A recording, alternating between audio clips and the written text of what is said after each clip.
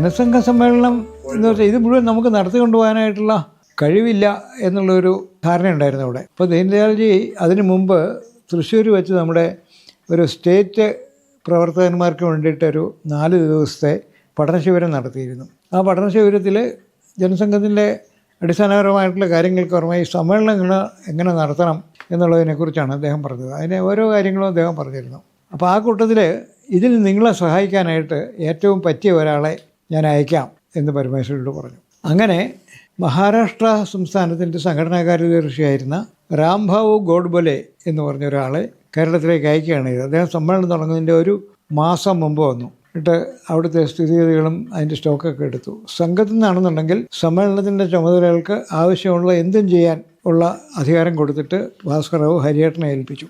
എന്നിട്ട് നമ്മുടെ ഏത് സ്വയം സേവകനെ വേണമെങ്കിലും അവർ ആവശ്യപ്പെടുന്ന ഏത് ചുമതലയിലും നിശ്ചയിക്കാനായിട്ടുള്ള അനുമതി കൊടുത്തു. അതാണ് അന്ന് ചെയ്തത്. രാംഭാവു ഗോഡ്ബോലെ വന്ന സമയത്ത് ആദ്യം തന്നെ അദ്ദേഹം അറിയിച്ചു, ഇങ്ങനെ എനിക്ക് വേണ്ടിയിട്ട് നിങ്ങളൊന്നും ചെയ്യണ്ട, ഏതെങ്കിലും ഒരു പഴയ പ്രവർത്തകൻ്റെ വീട്ടിൽ താമസിക്കാൻ ഏർപ്പാട് ചെയ്താൽ മതി, ഞാൻ ഓഫീസിൽ താമസിക്കില്ല, ഇതാണ് പറഞ്ഞത്. അതേപോലെ ഞാൻ ഒരു കാർ കൊണ്ടുവരും, അതിന് ഡ്രൈവറേയും കൊണ്ടുവരും, അതിനും നിങ്ങൾ മെനക്കെടണ്ട എന്ന് പറഞ്ഞ് അത് കഴിഞ്ഞ് അവരൊരു ജീപ്പും കൂടെ അയച്ചു തന്നു മഹാരാഷ്ട്രയിലെ.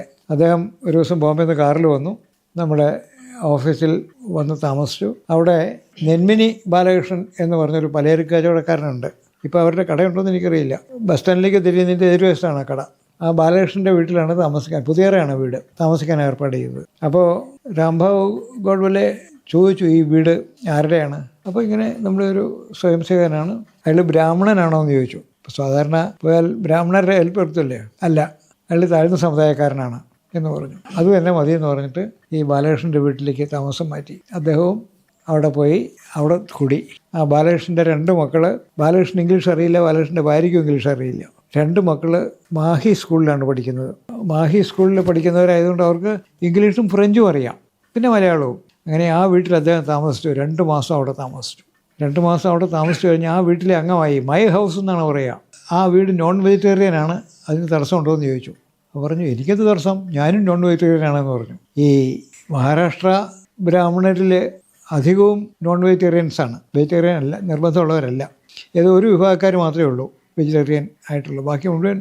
ഭാസ്കർറാവൊക്കെ നോൺ വെജിറ്റേറിയൻ കഴിക്കുന്ന ആളാണ്. ഭാസ്കർറാവു മഹാരാഷ്ട്ര അല്ല, അവരുടെ മംഗലാപുരത്തിനടുത്താണ് അവരുടെ ഒറിജിനൽ ഗ്രാമം. കൊങ്കണസ്ഥ എന്ന് പറയും അവർ. ദേശസ്ഥ, കൊങ്കണസ്ഥ, ഇങ്ങനെ 2 കൂട്ടരാണ് മഹാരാഷ്ട്രയിലുള്ളവർ. അവരൊക്കെ മത്സ്യമാംസങ്ങൾ കഴിക്കുന്നവരാണ്. കോഴിക്കോടിന് തെക്ക് മാത്രമേ ഈ കൊങ്കണികളും വെജിറ്റേറിയൻസ് ഉള്ളൂ. കോഴിക്കോടിന് വടക്ക് നോൺ വെജിറ്റേറിയൻസാണ്. ദത്താത്രേയൻ്റെ വീട്ടിലൊക്കെ നോൺ വെജിറ്റേറിയൻ ഭക്ഷണം ഉണ്ടാക്കുമായിരുന്നു. മംഗലാപുരത്ത് പോയാൽ, കാസർഗോഡ് പോയാലൊക്കെ നോൺ വെജിറ്റേറിയൻസാണ്. അങ്ങനെ ഈ നെന്മിനി ബാലകൃഷ്ണൻ്റെ വീട്ടിൽ താമസിച്ചു. ആ വീട് അദ്ദേഹം സ്വന്തം വീടാക്കി. ആ വീട്ടിൽ കുരങ്ങൻ മാത്രമല്ല, കുറുക്കനെയും വളർത്തിയിരുന്നു. കണ്ടാൽ നായാണെന്ന് തോന്നും, കെട്ടിയിട്ടിട്ടുണ്ട് അവിടെ. അങ്ങനെ ഒരു മനുഷ്യനാണ്. അവിടെ താമസിച്ചിട്ടാണ് ഈ പ്രവർത്തനം. രാവിലെ 7 മണിയാകുമ്പം ജനസംഘം ഓഫീസിൽ വരും. ഈ ജനസംഘം ഓഫീസ് എന്ന് പറയുന്ന സ്ഥലം വെങ്കടേഷ് ബിൽഡിങ്ങിൻ്റെ മുകളിലായിരുന്നു. അതിൻ്റെ ഒരു മുറി മാത്രമേ ഉണ്ടായിരുന്നുള്ളൂ, ചെറിയൊരു മുറി ജനസംഘത്തിന്. ബാക്കി ഭാഗം കേസരിയായിരുന്നു. അങ്ങനെ ഇരിക്കുന്നതിനിടയിൽ ഈ താഴത്തെ നില ഒഴിഞ്ഞു. അതൊരു സിനിമാ കമ്പനിയുടെ കയ്യിലായിരുന്നു. അവരൊഴിഞ്ഞപ്പോൾ കേസരി അതെടുത്തു. ഇപ്പോൾ ജനസംഘം മുകളിലായി. ജനസംഘത്തിൻ്റെ അത്രയും വിശാലമായിട്ടുള്ള സ്ഥലം കിട്ടി. പിന്നെ അതും മതിയാകാതെ തോന്നുമ്പോൾ കേസരിയുടെ ഒരു ഭാഗം കൂടെ ജനസംഘത്തിൻ്റെ വർക്കിന് വേണ്ടിയിട്ട് കിട്ടി. പിന്നെ അളകാവൂരിൽ സ്ഥിരം 2 റൂം എടുത്തു, പുറമേ നിന്ന് വരുന്ന ആൾക്കാർക്കൊക്കെ അവിടെ താമസിക്കാനായിട്ടേ. അങ്ങനെ അദ്ദേഹം ആ പ്രവർത്തനം സംഘടിപ്പിച്ചതിൻ്റെ ഒരു സാമർഥ്യം നമുക്ക്, ശരിക്കുള്ള ഒരു ഓർഗനൈസറാണ് അദ്ദേഹം. ഏത് കാര്യമാണെങ്കിലും ശരി. പണ്ട് ഏകനാഥ്ജിയെ പറ്റിയിട്ട് പറഞ്ഞു കേട്ടിട്ടുണ്ട്, ഹിമാലയ പർവ്വതം എടുത്ത് കന്യാകുമാരിയിൽ കൊണ്ട് സ്ഥാപിക്കണമെന്ന് പറഞ്ഞാൽ അത് നടപ്പാക്കാൻ കഴിവുള്ള ആൾ ഏകനാഥ്ജിയാണെന്ന്. അതേപോലെയായിരുന്നു ഈ ഗോഡ്ബോലെയും. അദ്ദേഹം പറഞ്ഞു, ഒരു കാര്യവും നടപ്പാകാത്തത് ഇല്ല എന്നാണ് പറഞ്ഞത്. ഒരു കാര്യവും. അവിടെ കോഴിക്കോട്ടെ മുഴുവൻ പ്രമുഖന്മാരെയും അദ്ദേഹം നേരിട്ട് പോയി കണ്ടു, സംസാരിച്ചു. എല്ലാം വലിയ കോൺഗ്രസ് നേതാക്കന്മാരൊക്കെ ഉണ്ടായിരുന്നു. അവരൊക്കെ വഴിക്ക് വന്നു. അവിടെ ഒരു ആർട്ടിസ്റ്റ് ഉണ്ടായിരുന്നു, വാസു പ്രദീപ് എന്ന് പറഞ്ഞു, പ്രദീപ് ആർട്സ്. ആ മിഠായി തെരുവിൽ അകത്ത് കയറിയിട്ടുള്ള സ്ഥലത്താണ്. അപ്പോൾ ഒരു നല്ല ആർട്ടിസ്റ്റ് വേണം നമുക്ക് ഡിസൈൻ ചെയ്യാനായിട്ട്, പോസ്റ്ററുകളും മറ്റൊക്കെ ഡിസൈൻ ചെയ്യാനായിട്ട്. അങ്ങനെ ഈ പരമേശ്വർ ഈ വാസുപ്രദീപിനെ പോയി കണ്ടിട്ട് നമുക്ക് ഇന്ന ആശയങ്ങളൊക്കെ കൊടുത്തു, ഇന്ന മാതിരി ഒരു പോസ്റ്റർ തയ്യാറാക്കണം എന്ന് പറഞ്ഞു. അതിൽ അയാൾ തയ്യാറാക്കി കൊണ്ടുവന്നു. അതിൽ ചില പരിഷ്കാരങ്ങളൊക്കെ പറഞ്ഞു. അതും വരുത്തി അയാൾ പോസ്റ്റർ തയ്യാറാക്കി കഴിഞ്ഞിട്ട് ആ പോസ്റ്റർ അംഗീകരിച്ചിട്ട് അത് അച്ചടിക്കണം. കേസരി രാഘവേട്ടൻ അത് ശിവകാശി പോയി അവിടെ കോർണേഷൻ ലിത്ത് ഓർക്സോ മറ്റുണ്ടായിരുന്നു, അവരെ കൊണ്ട് ആ പോസ്റ്റർ അടുപ്പിച്ചു. എത്രയാണ് പോസ്റ്റർ അടിച്ചതെന്ന് അറിയാമോ? 1,00,000 പോസ്റ്റർ. മലയാളവും ഇംഗ്ലീഷും ഹിന്ദിയും അടുപ്പിച്ചു. എന്നിട്ട് രാംബാബു പറഞ്ഞു ഇതും പിന്നെ ഈ കേരള പ്രവേശ് എന്ന് പറഞ്ഞിട്ടുള്ള ഒരു ബാനറും ഇത് തയ്യാറാക്കിയിട്ട് ഇത് കേരളത്തിലേക്ക് പ്രവേശിക്കുന്ന സ്ഥലത്തൊക്കെ കേരളം മുഴുവൻ എവിടെ തുടങ്ങുന്നോ അവിടെ മുതൽ കേരളം അവസാനിക്കുന്നതിന് വരെ ഇത് ഒട്ടിക്കണം. മറ്റേത് കേരളത്തിലേക്ക് പ്രവേശിക്കുന്ന സ്ഥലത്ത് കേരള പ്രവേശ് എന്ന് പറഞ്ഞിട്ടുള്ള അത് ഒട്ടിക്കണം. റെയിൽവേ സ്റ്റേഷന് ആണെങ്കിലും ശരി, റോഡാണെങ്കിലും ശരി. അങ്ങനെ ഒട്ടിച്ചു, ആളുകൾക്ക് അയച്ചു കൊടുത്തു. ആളുകൾക്കും കൂടെ ആവേശമായി. ആ സമയത്ത് പ്രവർത്തനത്തിന് വരാനായിട്ട് ആരും എവിടെ വേണമെങ്കിലും തയ്യാർ. ഇതിനിടയിലാണ് ഈ ഗവൺമെൻറ് ദേശാഭിമാനി ദിവസേന അതിനെപ്പറ്റി എഴുതിക്കൊണ്ടിരുന്നത്. എ കെ ഗോപാലൻ ആണെങ്കിൽ പേര് വെച്ച് ലേഖനങ്ങൾ എഴുതുകയാണ് ജനസംഘത്തിൻ്റെയും RSSനെയൊക്കെ വിമർശിച്ചുകൊണ്ട്.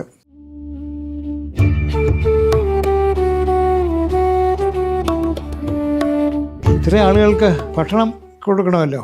അപ്പോൾ ഈ ഭക്ഷണം കൊടുക്കാനായിട്ട് ഗവൺമെൻറ്റിൽ നിന്നും അനുവാദം വേണം. കാരണം അന്ന് റേഷനിങ് വളരെ ഭയങ്കരമായിരുന്നു. 2 കിലോയിൽ കൂടുതൽ ഭക്ഷണം ആർക്കും കൊണ്ടു നടക്കാനുള്ള അനുവാദമില്ല.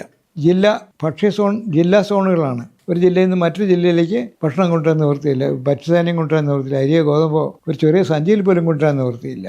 എല്ലാം ഭയങ്കര കർശനമായിട്ടുള്ള പരിശോധനയും ചെക്ക് പോസ്റ്റുകളും ഒക്കെ ഉണ്ട്. അപ്പോൾ ഗവൺമെൻറ് അതിന് സ്പെഷ്യൽ പെർമിഷൻ കൊടുത്താൽ നമുക്ക് പാലക്കാട് ജില്ലയിൽ നിന്ന് ആവശ്യമുള്ളത് വാങ്ങി കൊണ്ടുവരാം എന്നുള്ള ഒരു ഇതാണ്. അങ്ങനെ പരമേശ്വരി തിരുവനന്തപുരത്ത് പോയി EMSനെ കണ്ടു. EMS ആണല്ലോ മുഖ്യമന്ത്രി.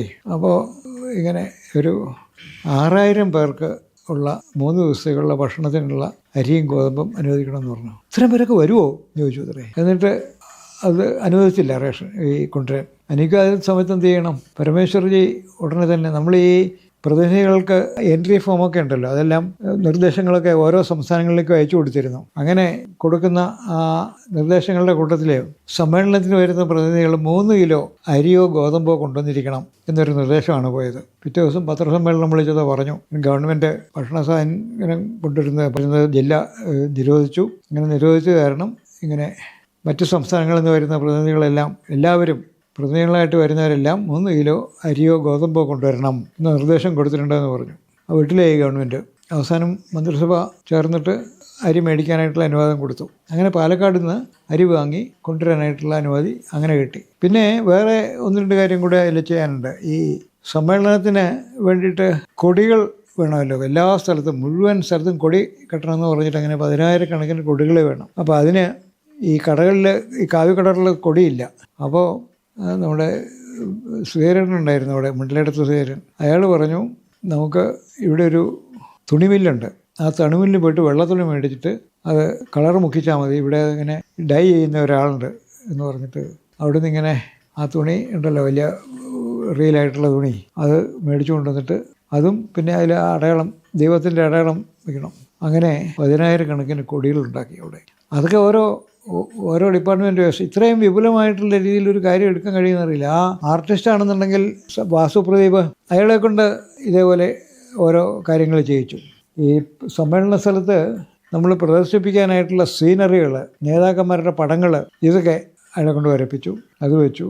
അങ്ങനെ ഒരു വലിയൊരു ഇളക്കം. കോഴിക്കോട്ടെ സ്റ്റുഡിയോകളിൽ നിന്നും ഫോട്ടോ എടുക്കാൻ നിവൃത്തിയില്ല. അവരുടെ അതിൻ്റെ മുഴുവൻ ഉപകരണങ്ങളും തീർന്നുപോയി. സമ്മേളനം തുടങ്ങിക്കഴിഞ്ഞപ്പോൾ പ്രതീക്ഷകൾക്ക് അപ്പുറമാണ് ആൾക്കാർ വന്നത്. അപ്പുറം വന്ന ആൾക്കാർക്ക് ഭക്ഷണം കൊടുക്കണ്ടേ? ഭക്ഷണം പാകം ചെയ്യാനായിട്ട് നാഗ്പൂരിലെ ഒരു പ്രായമായ സ്ത്രീ ഉണ്ടായിരുന്നു. അവരാണ് അവിടുത്തെ മഹിളാ മോർച്ചയുടെയൊക്കെ നേതാവ്. അവർ വന്നു. അവർ കുറേ കുക്സിനെയും കൊണ്ടാണ് വന്നത്. അവരിവിടെ വന്നിട്ട് ചപ്പാത്തി ഉണ്ടാക്കുന്നതും അതേപോലെ അതിൻ്റെ കറി ഉണ്ടാക്കുന്നതും ഒക്കെ കാണാനായിട്ട് തന്നെ ആൾക്കാരുണ്ടായിരുന്നു. അത്ര ഗംഭീരമായിട്ടാണ്. 10,000 കണക്കിന് ചപ്പാത്തികൾ വേണം ദിവസേന. അങ്ങനെ 24 മണിക്കൂറും ചപ്പാത്തി ഉണ്ടാക്കുക, അതിൻ്റെ കറികളുണ്ടാക്കുക, ഇങ്ങനത്തെ ഏർപ്പാട്. പാല്, അവിടുത്തെ മിൽക്ക് സൊസൈറ്റി ഉണ്ടായിരുന്നു കോഴിക്കോട്. നിലമ്പൂർ വേറെ ഒരു മിൽക്ക് സൊസൈറ്റി ഉണ്ടായിരുന്നു. അവിടെയാണ് കൂടുതൽ പാലുണ്ടായിരുന്ന സ്ഥലം. ആ സൊസൈറ്റിക്കാരോട് പറഞ്ഞിട്ട് അവരാണ് കോഴിക്കോട് നിന്ന് തയ്യാതുകൊണ്ട് അവരാണ് കൊണ്ടുവന്നത് പാല് നിലമ്പൂരിൽ നിന്ന്. എല്ലാ ദിവസവും രാവിലെ എത്തിക്കുമായിരുന്നു. അങ്ങനെ ഒരു മഹാസംഭവം തന്നെയായിരുന്നു അത്. അതിൽ താമസിക്കാനായിട്ട് ഏർപ്പെടുത്തിയിട്ടുള്ള സൗകര്യങ്ങൾ, എല്ലാ സ്റ്റേറ്റിൽ നിന്ന് വരുന്ന ആൾക്കാരുണ്ടല്ലോ, അപ്പോൾ അവരുമായിട്ട് എങ്ങനെ കമ്മ്യൂണിക്കേറ്റ് ചെയ്യും? അതിനും കണ്ടു. അവിടെ റീജിയണൽ എഞ്ചിനീയറിംഗ് കോളേജുണ്ട് കോഴിക്കോട്. അതിനിപ്പം വേറെ NIT എന്നോ NIT അല്ലേ, ആ റീജിയണൽ RSC എന്നാണ് അന്ന് പറഞ്ഞിരുന്നത്. ആ റീജിയണൽ എഞ്ചിനീയറിംഗ് കോളേജിലെ കുറേ സ്വയംസേവകർ വിദ്യാർത്ഥികളുണ്ടായിരുന്നു, ബീഹാറിൽ നിന്നും UP നിന്നൊക്കെ കർണാടകത്തിൽ നിന്നൊക്കെ വന്നിട്ടുള്ളവർ. അപ്പോൾ അവരുമായിട്ട് ഹരിയേട്ടൻ ബന്ധപ്പെട്ടു. നേരത്തെ തന്നെ അറിയുമായിരുന്നു. അപ്പോൾ അവിടെ സ്റ്റുഡൻസ് മീറ്റിംഗൊക്കെ നടത്താറുണ്ടായിരുന്നു. അപ്പോൾ അവരോട് ഈ ഐഡിയ പറഞ്ഞു. എല്ലാ സ്റ്റേറ്റിൽ നിന്നുള്ള വിദ്യാർത്ഥികൾ അവിടെ ഉണ്ട്. അപ്പോൾ ഈ വിദ്യാർത്ഥികളെ കൊണ്ട് ഈ പ്രതിനിധികൾ താമസിക്കുന്ന സ്ഥലത്ത് അവർക്ക് വേണ്ട സഹായങ്ങൾ ചെയ്യാനായിട്ടുള്ള വോളണ്ടിയർമാരായിട്ട് നിൽക്കാൻ സാധിക്കുമോ എന്ന് ചോദിച്ചു. അങ്ങനെ എല്ലാ സ്റ്റേറ്റിൽ നിന്നുള്ള എല്ലാ ഭാഷയും സംസാരിക്കുന്ന അതാത് ഭാഷക്കാരായിട്ടുള്ള ആൾക്കാരെ ഈ പ്രതിനിധികൾ താമസിക്കുന്ന സ്കൂളുകളിലും മറ്റുമൊക്കെ അവിടെ വോളണ്ടിയർമാരായിട്ട് നിൽക്കാനായിട്ട് സ്വയംസേവരെ കൊണ്ടുപോയി. സ്വയംസേവർ മാത്രമല്ല, അവരുടെ കൂട്ടുകാരും ഉണ്ട്. അവരോടൊക്കെ റാംഭാവ് ഗോഡ്ബലെ സംസാരിച്ചു, നിങ്ങൾ ഇന്നതൊക്കെയാണ് ചെയ്യേണ്ടത്. അങ്ങനെ ഒരു 100-200 കുട്ടികൾ വന്നു. അവരുടെ ഒരു മീറ്റിംഗ് സാമൂതിരി കോളേജിൻ്റെ ഹാളിൽ വെച്ച് നടത്തിയിരുന്നു. അതിലൊരു 100-400 കുട്ടികൾ അവിടെ വന്നിരുന്നു അതിൽ പങ്കെടുക്കാനായിട്ട്. കേരളത്തിൽ നിന്നുള്ളവരുണ്ടായിരുന്നു. അതേപോലെ സ്ത്രീകളെ പങ്കെടുപ്പിക്കാനായിട്ടുള്ള ഒരു ശ്രമം നടത്തി. നമ്മുടെ കുമാരേട്ടൻ്റെ ഭാര്യ ഉണ്ടല്ലോ, അവരായിരുന്നു അതിൻ്റെ കൺവീനറായിട്ടുണ്ടായിരുന്നു. പിന്നെ ശ്രീരാംകുറുജൻ്റെ അമ്മ മറ്റൊരാൾ, പിന്നെ ലോക്കലായിട്ടുള്ള സ്ഥലത്തെ സ്ത്രീകളും ഉണ്ടായിരുന്നു ധാരാളം പേര്. അവരെല്ലാം കൂടെ ഒരു മഹിളാ സമ്പ്രദായം വന്നു. ദേവകിയമ്മയും വിനോദിനിയമ്മയൊക്കെ കോഴിക്കോട് തന്നെ വന്ന് താമസിക്കാൻ തുടങ്ങി. അവരുടെ നേതൃത്വത്തിൽ മഹിളാ പ്രവർത്തനം നടന്നു. ആയിരക്കണക്കിന് മഹിളകളെ ആ പരിപാടിയിൽ പങ്കെടുപ്പിക്കാൻ സാധിച്ചു. വോളണ്ടിയർമാരായിട്ടും അവരുണ്ടായിരുന്നു. അങ്ങനെ ഒരു ഏർപ്പാട്. പിന്നെ ഈ കൊടി കെട്ടാനായിട്ടുള്ള മുള വേണം. അതെവിടെ കിട്ടും എന്ന് നോക്കി. അപ്പോൾ 2 തരം മുളകൾ വേണം. ഒന്ന് വണ്ണം കുറഞ്ഞത് വേണം, പിന്നെ പന്തൽ കെട്ടാനുള്ള മുള വേണം. വണ്ണം കുറഞ്ഞ മുള കിട്ടാനായിട്ട് നമ്മുടെ പെസഫിക് സ്റ്റോഴ്സിലെ ഗോറയ്ക്ക് ആ വയനാട്ടിലെ ചുരം കയറി ചെന്നാൽ അവിടെ കുറേ സ്ഥലമുണ്ട്. അവിടെ മുളയുണ്ട്, ഇറങ്കോലെന്ന് പറയുന്ന മുള. അവിടുന്ന് വെട്ടിക്കൊള്ളാൻ പറഞ്ഞു അവരിഷ്ടം പോലെ. അങ്ങനെ അവിടുന്ന് വെട്ടി. അങ്ങനെ ഇരിക്കുന്ന സമയത്ത് വലിയ മുള വേണം പന്തലൊക്കെ കിട്ടാൻ. അതിനെക്കുറിച്ച് ആലോചിക്കുമ്പോൾ ഗ്വാളിയർ റെയിൻസ് കമ്പനിയുണ്ട് അവിടെ. ഗ്വാളിയർ റെയിൻസ് കമ്പനിയിൽ പോയി അതിൻ്റെ ഉടമസ്ഥനെ കണ്ട സമയത്ത്, ഉടമസ്ഥനല്ല അതിൻ്റെ MD കണ്ട സമയത്ത് അയാൾ പറഞ്ഞു, ഒരു കാര്യം ചെയ്യാം, വയനാട്ടിൽ നിന്ന് ഞങ്ങൾക്ക് മുള കൊണ്ടുവരണം ഇവിടെ. അങ്ങനെ കൊണ്ടുവരുന്ന മുളയിൽ ഒരു 20 കിലോയുടെ അവിടെ ഇറക്കുക സ്കൂളിൽ. 20-25 എത്ര വേണമെന്ന് വെച്ചാൽ അവിടെ ഇറക്കാം, അത് ഉപയോഗിക്കാൻ പറഞ്ഞു. എന്നിട്ട് അത് തിരിച്ചു കൊണ്ടുവരുന്ന കാര്യവും നിങ്ങൾ നോക്കണ്ട, പരിപാടി കഴിഞ്ഞിട്ട് ഞങ്ങൾ വന്ന് തിരിച്ചു കൊണ്ടുവന്നോളാന്ന് പറഞ്ഞു. അങ്ങനെ വലിയ മുള, നല്ല വണ്ണമുള്ളത്, വയനാട്ടിലെ ആ പുൽപ്പള്ളി ഫോറസ്റ്റ് ലിമിറ്റൊക്കെയുള്ള മുളകളുണ്ടല്ലോ, എന്ത് വലുതാണെന്നറിയാമോ? അത് മുഴുവനും ഒരു ടണ്ണിന് 1.5 രൂപ വിലയ്ക്ക് EMS നമ്പൂതിരിപ്പാട് ബിർളയ്ക്ക് കൊടുത്ത മുളയാണത് എന്ന് പറഞ്ഞിരുന്നു. ഇത്ര നീള ഒരു കഷ്ണത്തിന് കൊടുക്കണം 5 രൂപ, ഒരു ടണ്ണിന് 1.5 രൂപ എന്ന് വെച്ചാൽ 20 ടണ്ണുള്ള ഒരു ലോറിക്ക് 30 രൂപ മതി വില. ഇവരുടെ ലോറികൾ മാവൂർ കമ്പനി അത് ഈ KTCക്കൊക്കെ കോൺട്രാക്റ്റ് കൊടുത്തിരിക്കുകയായിരുന്നു കൊണ്ടുവരാനായിട്ട്. അങ്ങനെ മുളകൾ വന്നു. ഒരു 10-25 ലോഡ് മുള വന്ന് ഈ മൈതാനത്ത് ഇറക്കി. അതെല്ലാം നല്ല സ്ട്രെയിറ്റ് ആയിട്ടുള്ള മുളയാണ്. അങ്ങനെ ഇരിക്കുമ്പം ഈ അവിടെ ഒരു പന്തലിടണമല്ലോ. ഇപ്പോൾ 6000 പേര് ആണ് നമ്മൾ പ്രതീക്ഷിച്ചിരുന്നത്. പക്ഷേ 6000 പേര് പോരാ, കൂടുതൽ പന്തൽ വേണം. ആ മൈതാനം മുഴുവൻ നിറയെ പന്തൽ വേണം. പിന്നെ ചെറിയ ഭക്ഷണത്തിനിരിക്കുന്ന സ്കൂളിൻ്റെ സാമൂതിരി കോളേജിൻ്റെ നടുവിലെ ആ മുറ്റത്ത് അവിടെ ഒരു പന്തൽ വേണം. ഇതിനൊക്കെ ആവശ്യമായിട്ടുള്ള മുളകൾ മുഴുവൻ ഇതേപോലെ കൊണ്ടുവന്നു. അപ്പോൾ ഇങ്ങനെയുള്ള ഈ പന്തൽ കെട്ടാനും അതിൻ്റെ പണിയൊക്കെ ചെയ്യുന്ന ഒരാൾ വേണം. കുതിരവട്ടം ഭാഗത്തൊരു ടോൾ ഗോപാലനെ വിളിച്ചിരുന്ന ഒരാളുണ്ടായിരുന്നു.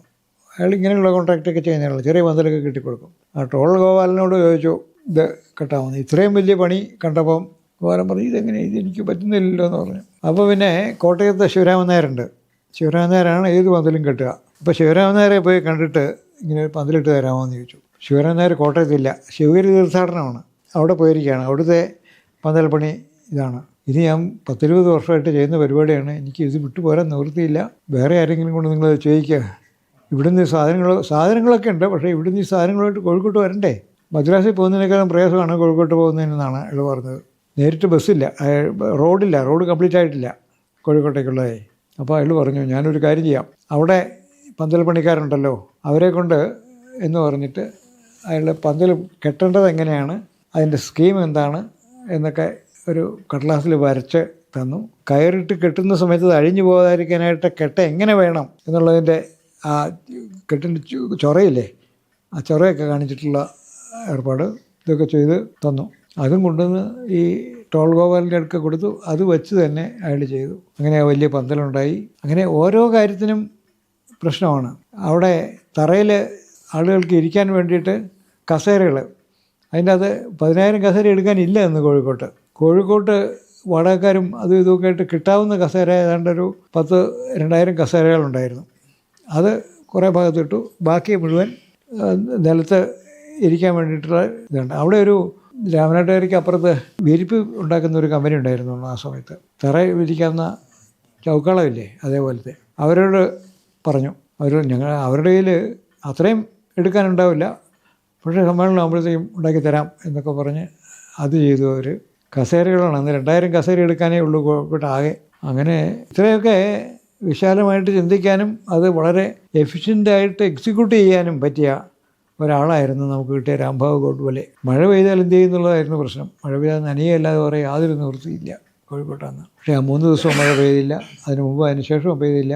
പിന്നെ ഈ ചില ആൾക്കാർക്ക് താമസിക്കാൻ ഹോട്ടൽ മുറിയൊക്കെ വേണ്ടി വരും. അവർക്ക് ബാക്കിയുള്ള സൗകര്യങ്ങൾ പോരാന്ന് വരും. സമ്മേളനം നടത്താനായിട്ടുള്ള സമ്മേളനത്തിൻ്റെ വർക്കിംഗ് കമ്മിറ്റി മീറ്റിംഗ് കൂടാനായിട്ടുള്ള സ്ഥലം അളകാപുരി നിശ്ചയിച്ചു. ആദ്യത്തെ ദിവസം അവിടെ ശേഷയ്യരുടെ വീട്ടിൻ്റെ മഠമുണ്ട്, ആ മഠത്തിലാണ് ചെയ്തത്. രണ്ടാമത്തെ പൊതുവായി എല്ലാവരും വന്നു കഴിഞ്ഞിട്ടുള്ളത് അളകാപുരി ഹോട്ടലിൽ നിശ്ചയിച്ചു. അളകാപുരിയിൽ നിന്ന് സ്കൂളിലേക്ക് പോകാൻ ആ ഇടവഴി കൂടെ പോയാൽ കുറച്ച് ദൂരമല്ലേ ഉള്ളൂ. അപ്പോൾ അവിടെ ചെയ്തു കൊടുക്കേണ്ട സൗകര്യങ്ങളാണ്. അവർ പൂർണ്ണ സഹകരണം തന്നു. അവർക്ക് ഇവിടെ കൊടുക്കേണ്ട എല്ലാ സൗകര്യങ്ങളും ചെയ്യാമെന്ന്. അപ്പോൾ ചില ആളുകൾക്ക് സിംഗിൾ റൂം വേണം, ചില ആളുകൾക്ക് ഡബിൾ റൂം വേണം. അങ്ങനെ അവർക്ക് എല്ലാവർക്കും താമസിക്കാനായിട്ടൊരു 40-45 വർക്കിംഗ് കമ്മിറ്റി മെമ്പർമാർ വരും. അവർക്ക് താമസിക്കാനുള്ളത് അവിടെയാക്കി. അവർ പുറമേ നിന്നുള്ള ആർക്കും കൊടുക്കില്ല എന്ന് തീരുമാനിച്ചു ആ സമയത്ത്. അങ്ങനെ ആ സമ്മേളനം നടന്നു പോയി എന്ന് പറഞ്ഞാൽ മതിയല്ലോ.